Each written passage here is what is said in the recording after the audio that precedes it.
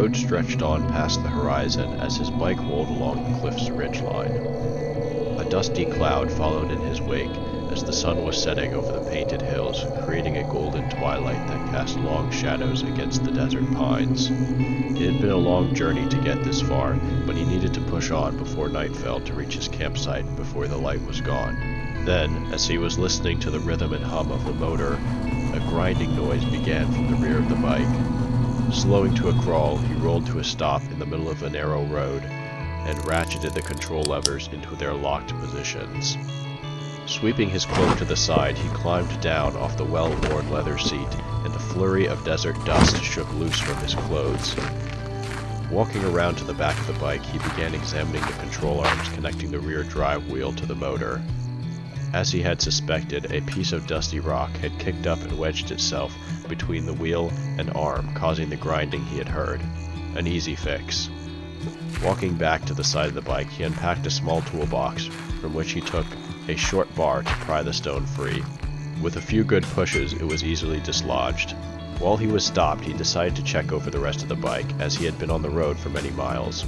Any permanent damage could be catastrophic out in the desert. Coming to the front of the bike, he wound open the hood of the old bulldozer body that was used to store the long-range batteries the bike relied upon to power it. Made from off-world metals, if damaged or pushed too hard, they would almost be impossible to replace, leaving him stranded out in the desert. Luckily, as he peered over the rusted edge of the dozer body, they seemed to be holding within the safe operating range. He knocked loose dirt and rocks lodged in the underside of the front control wheel guards, grabbed his staff, and began doing a quick inspection under the body panels, as well as the main body of the dozer. Even though he had only stopped for a few minutes, the light from the sun had almost fully faded over the mountains, leaving the hills in a violet twilight, punctured only by the brightest of the first early evening stars. He paused for a moment, looking up across the landscape he had been traveling across for the last few days. He had been so focused on his destination that in his haste, the beauty of the land had passed him by without notice. In the dull light, he looked across the vast stretch of desert, cut by billions of years of erosion, and for a moment he wondered, over all those years, how many others had stopped in this same spot to look over the landscape and reflect as he did. Over the countless generations, people had passed through this land, he thought. It still commanded ancient prestige that even with all our advanced technology we can barely capture.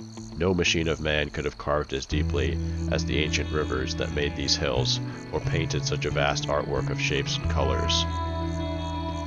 He stood there for a few minutes reflecting, as the waxing moon rose over the horizon. A chill wind cut through his thoughts, bringing him back to reality. He headed back to the bike, knowing he still had a journey to complete. Beginning the ignition sequence and flipping on the headlights, he sped off down the dusty road, as many had done before him, and many more would follow.